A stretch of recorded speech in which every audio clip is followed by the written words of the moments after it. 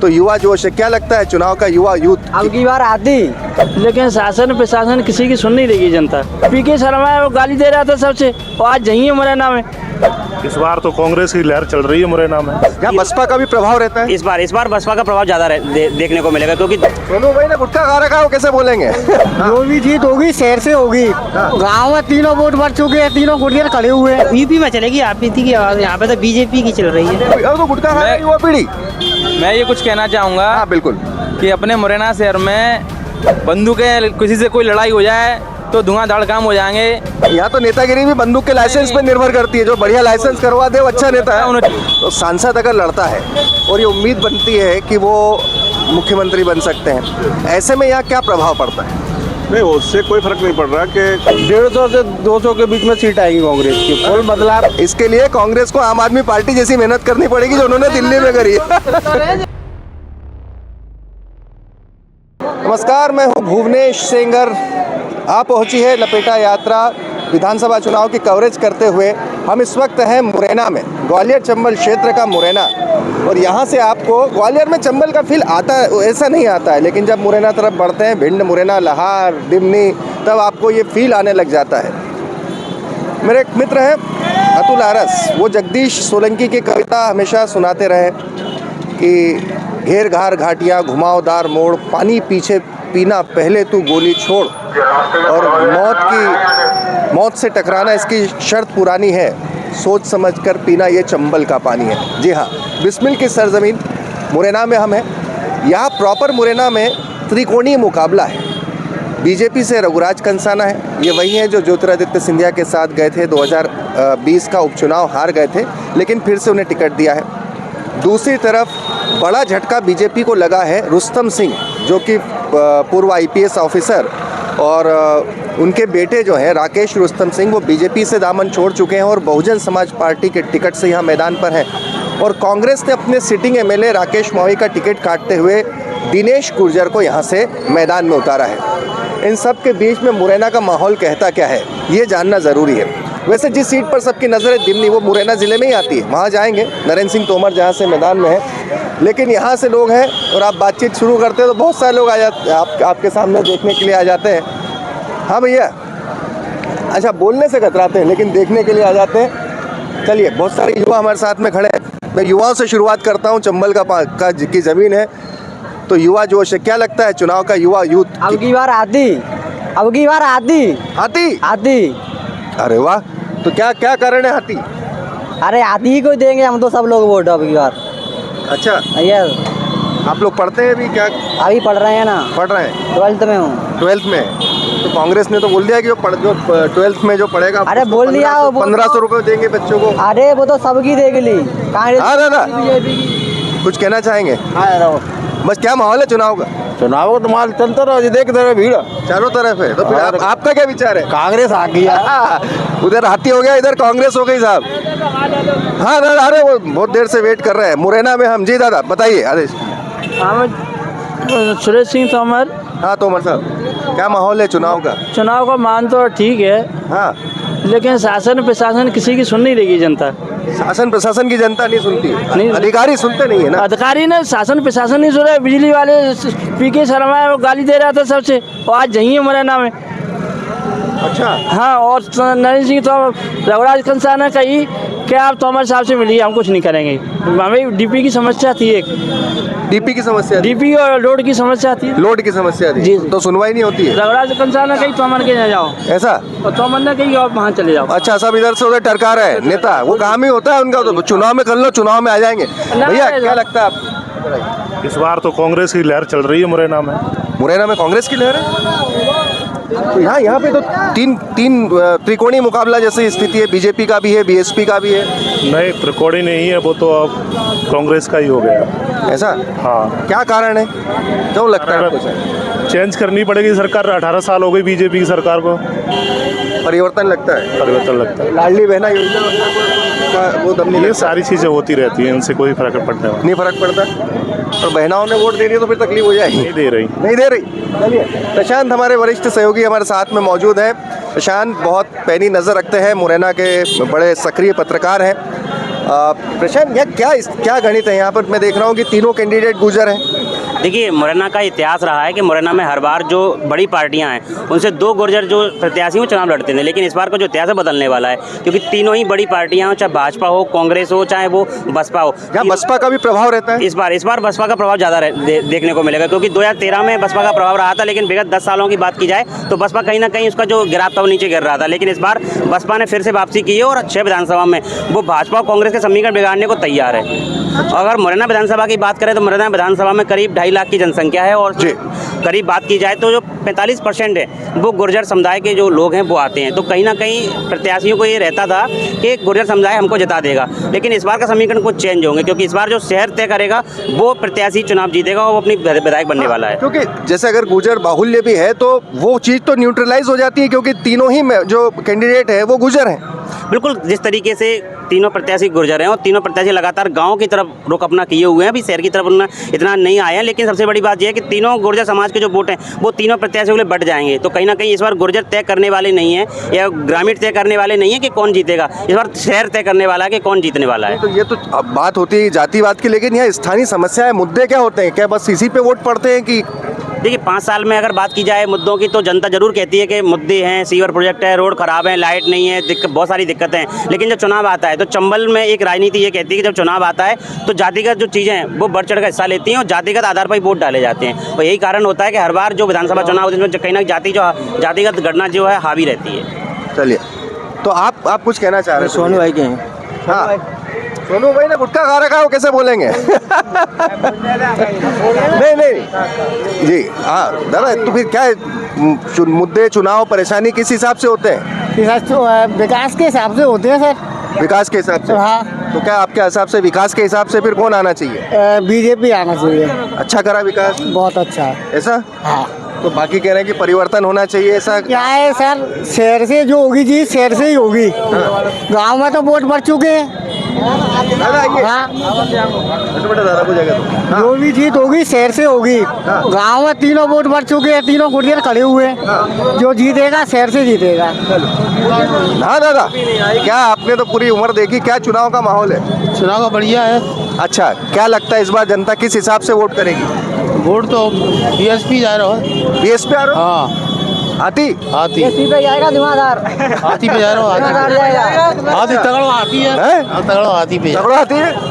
ये आपको यही देखने को मिला है यहाँ पर? चाहिए, आइए भैया, क्या चुनाव के मुद्दे क्या होते हैं यहाँ पर? किस हिसाब से हम माने कि अगर कि यहाँ पर लोग वोट करेंगे मुरैना में तो किस हिसाब से करेंगे? हम तो बीजेपी का ही करेंगे।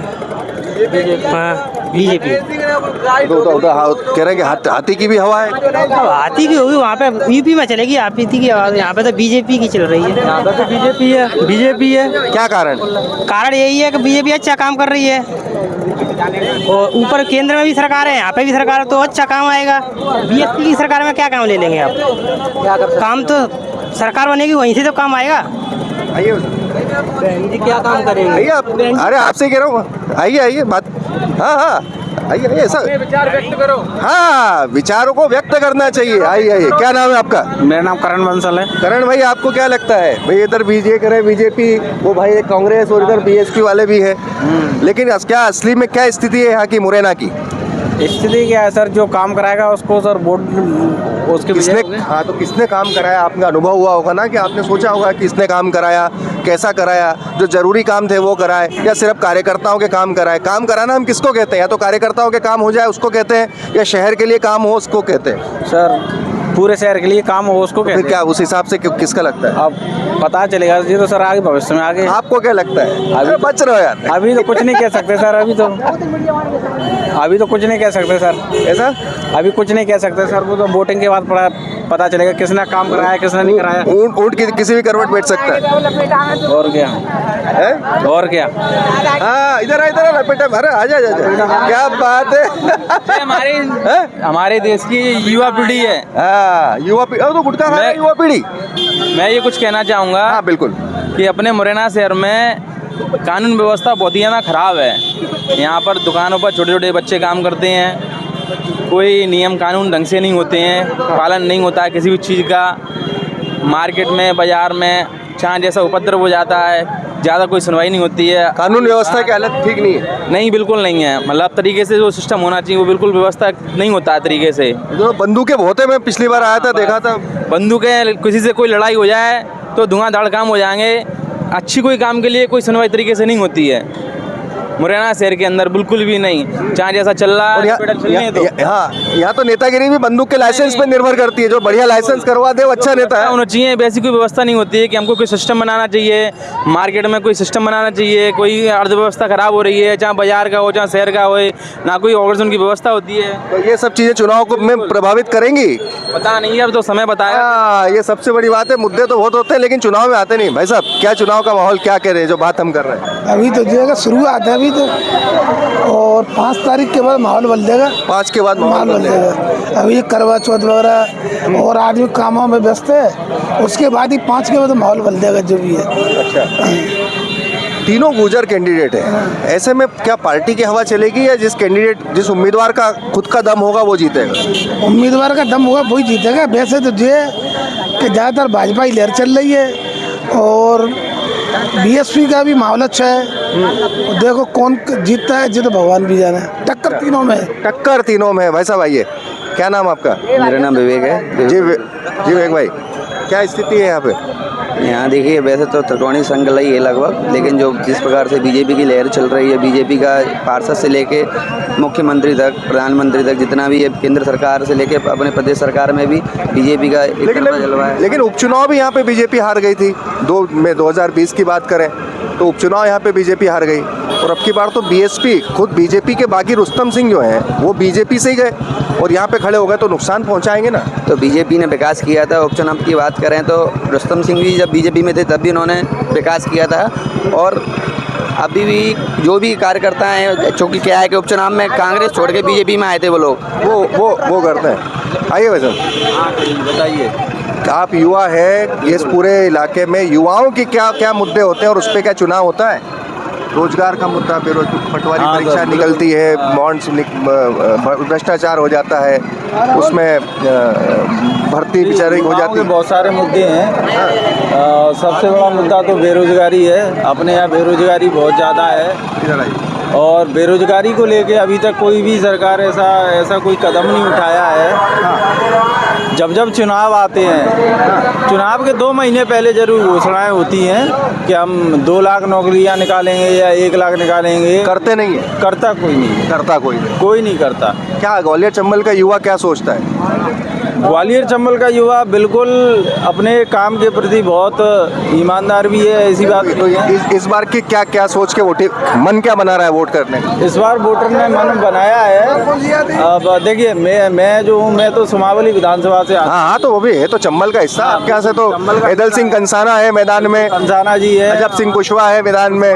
देखिए, कुशवाहा की तो जमानत जब्त है। ऐसा? हाँ बिल्कुल, क्योंकि वो बहुजन में गया। बहुजन के बाद देखो 3 पार्टियां बदल चुका है। पहले बहुजन में था, फिर बीजेपी में आया, बीजेपी के बाद कांग्रेस में, फिर बसपा में गया, फिर दोबारा कांग्रेस में आया, तो उनकी तो जमानत जब्त है। एक निर्दलीय जो कांग्रेस के बागी है कुलदीप सिकरवार, वो भी निर्दलीय लड़ने की बात भी कर रहे हैं वहाँ। तो कुलदीप सिकरवार जी अभी प्रेजेंट में तो बीएसपी से है, तो बीएसपी से ही लड़ेंगे। और उन्होंने कहा भी था कि मैं अभी बीएसपी से हूँ, तो वो तो बीएसपी से लड़ेंगे। कांटे की टक्कर तो कंसाना जी और कुलदीप में ही हो, सुमावली में। बिल्कुल, सुमावली में। बहुत बहुत धन्यवाद जी।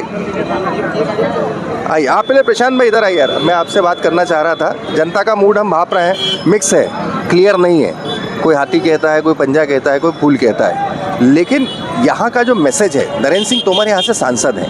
नरेंद्र सिंह तोमर सांसद हैं, बड़े नेता हैं, और नरेंद्र सिंह तोमर स्वयं विधानसभा चुनाव लड़ रहे हैं। और अरसे बाद मुझे लगता है विधानसभा चुनाव काफ़ी लड़ाई नहीं उन्होंने एक तरीके से 2 दशक के बाद चुनाव लड़ रहे हैं। 2 दशक के बाद विधानसभा में, उसका यहाँ पे क्या असर है? भाई नरेंद्र सिंह तोमर अगर वहाँ लड़ते हैं, जैसे हम देखते हैं कि कैलाश विजयवर्गीय अगर विधानसभा चुनाव लड़ रहे हैं तो उसका असर मालवा के इलाके में, निमाड़ के इलाके में पड़ेगा।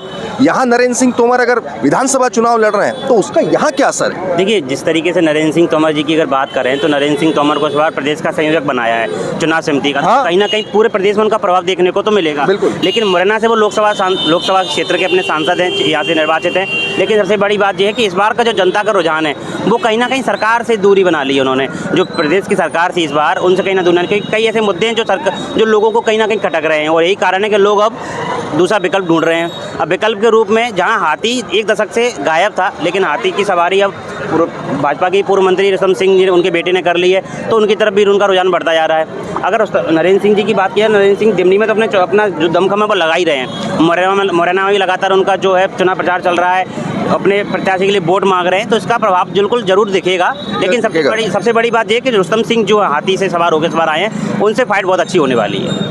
वो मुझे बताया कि रुस्तम सिंह एक बड़ा फैक्टर है बीजेपी को जो गुजर चेहरा था उनका बीजेपी से जाना बीजेपी के लिए बड़ा नुकसान। बिल्कुल, रुस्तम सिंह जी की अगर बात करें तो रुस्तम जी पूर्व मध्य प्रदेश कैबिनेट में 2 बार मंत्री रह चुके हैं, कई पद उनके पास आ चुके हैं, और उन्होंने ही कहा जाए तो उन्होंने एक यहाँ पर कार्यकर्ताओं को बनाया था।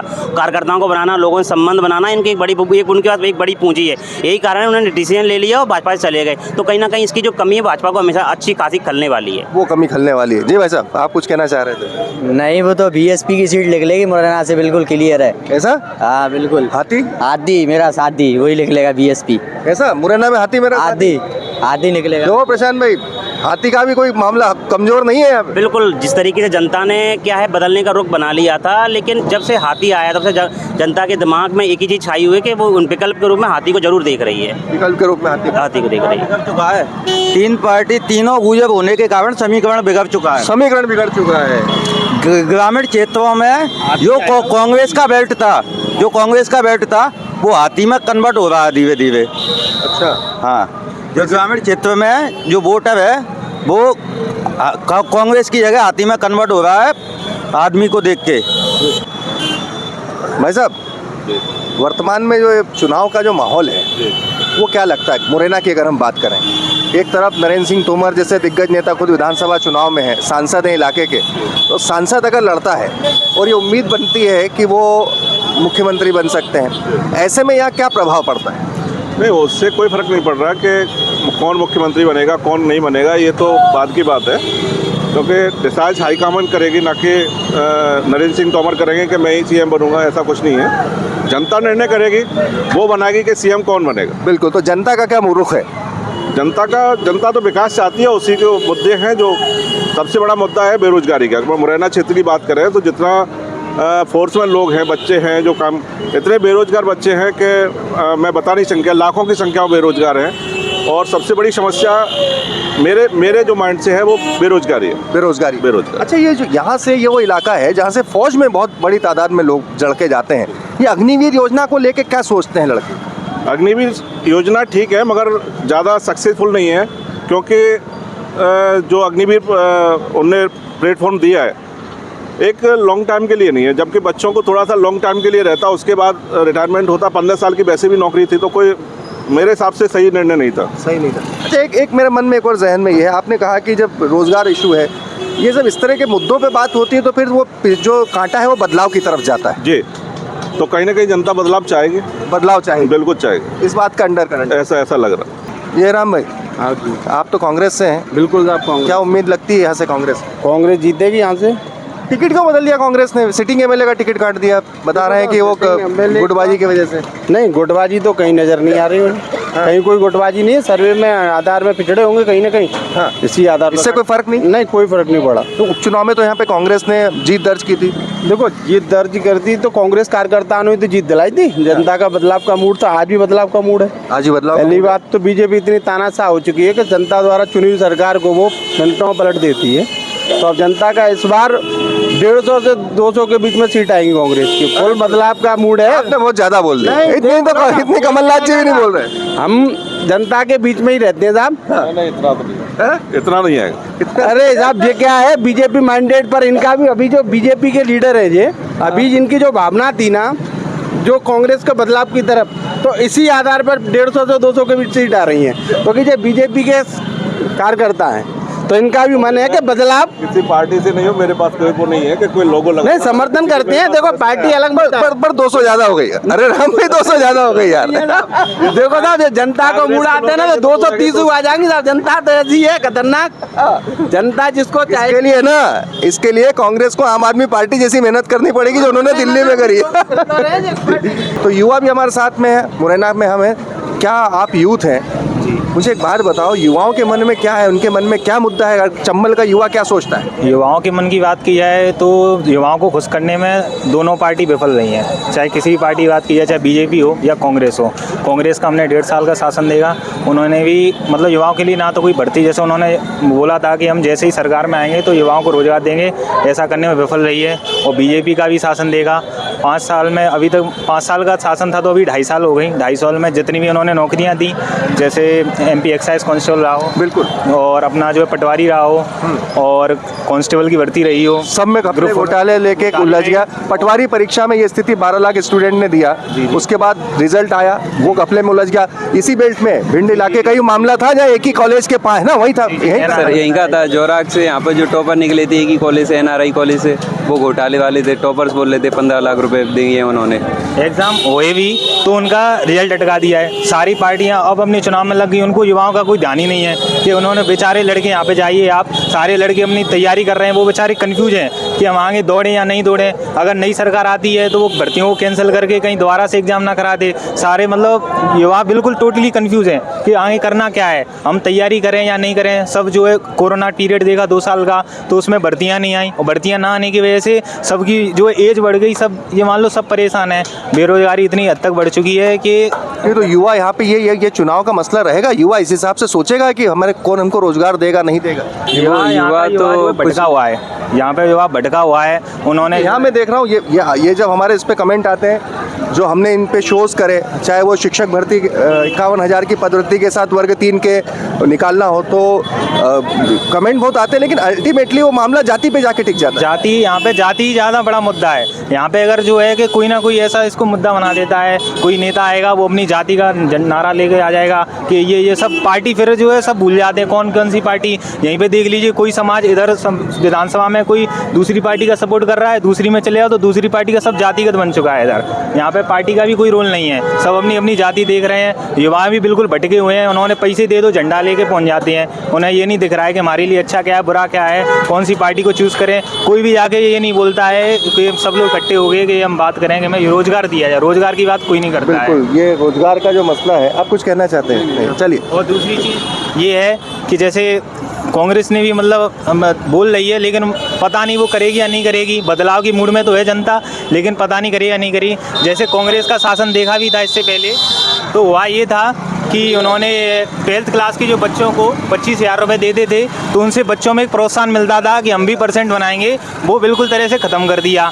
दूसरी चीज़, बीजेपी की बुरी चीज़ देखी जाए तो अगर बच्चा फेल भी हो जाता है तो वो जो है उनको पास कर देते हैं।